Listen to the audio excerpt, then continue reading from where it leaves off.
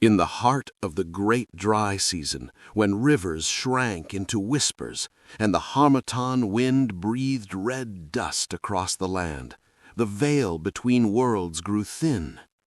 This was the season when the iroko trees stood still, like ancient sentinels beneath a bruised orange sky, watching human lives struggle against the slow march of time. It was in this season that Mazi Okoro walked alone. Once his barns had groaned under the weight of yams. Once his name had been sung from the creeks of the south to the far plains of the north. But even the greatest man cannot bargain with the setting sun. As he crossed the parched savanna, Okoro clutched a sacred hand-carved calabash. Inside it was the water of his life, the measure of his remaining years. Only a few drops remained. He could feel his heart slowing, matching the tired rhythm of the dying land. And so he remembered the forbidden whispers. They spoke of Ahia Agbara, the spirit market, a place that appears only to those who refuse to let go. Driven by a fear darker than the midnight forest, Okoro stepped off the known path and walked into the shimmering heat haze, seeking a trade no mortal was meant to make. The dry heat vanished. In its place came the heavy, sweet scent rainforest that should not exist. Before him lay the spirit market. Ahia Agbara shimmered with impossible color. Stalls were woven from living vines. Cloths made of moonlight swayed gently in the air. Spirits with eyes like burning coals traded in things the living never realize they will miss. A mother's first lullaby, the pride of a young hunter, the scent of rain on hot earth. Okoro did not stop to marvel. His eyes were fixed on the center of the market, where a colossal baobab tree rose beyond sight. Its bark was etched with the names of souls yet unborn, and its roots reached upward, drinking light from the stars. This was the dwelling of the great weaver of fate. Inside the baobab, the world changed.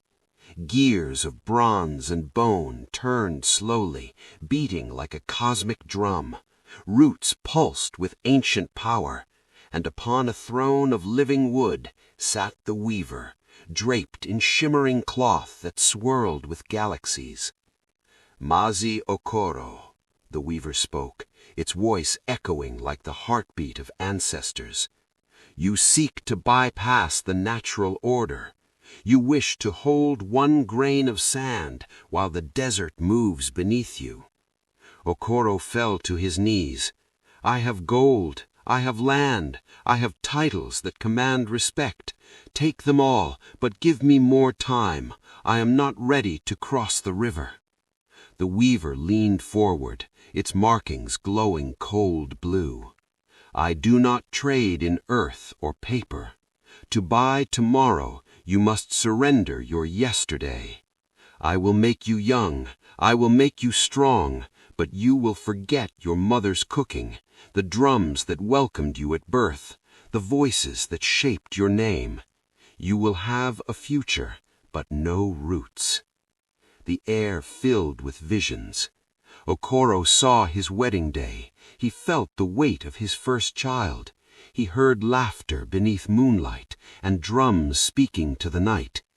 These are your yesterdays, the weaver whispered. They are the soil of your soul. Okoro looked at his trembling hands. Fear burned away his wisdom. Take them, he whispered. Give me tomorrow.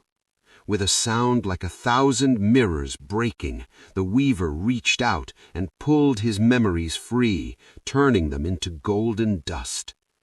Okoro awoke in a palace of ivory and bronze. His body was young, strong, perfect. The sun stood frozen at noon. A feast lay before him, pepper soup, pounded yam, rich egusi. He ate and tasted nothing. The city was full of beautiful people with empty eyes. They cast no shadows.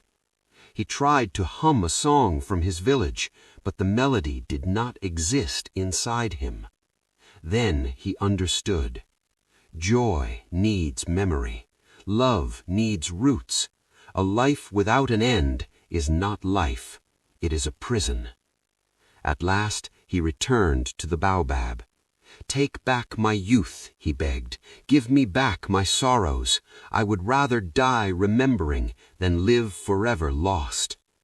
The weaver nodded. Time reversed. The golden world collapsed. Okoro lay once more on red earth, the harmattan wind cool against his skin.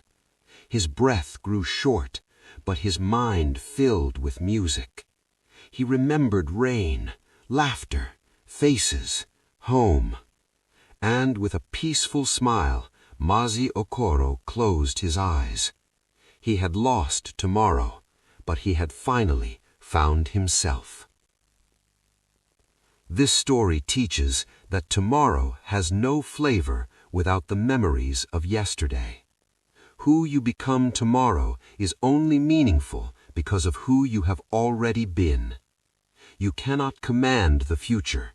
You can only prepare your heart to meet it.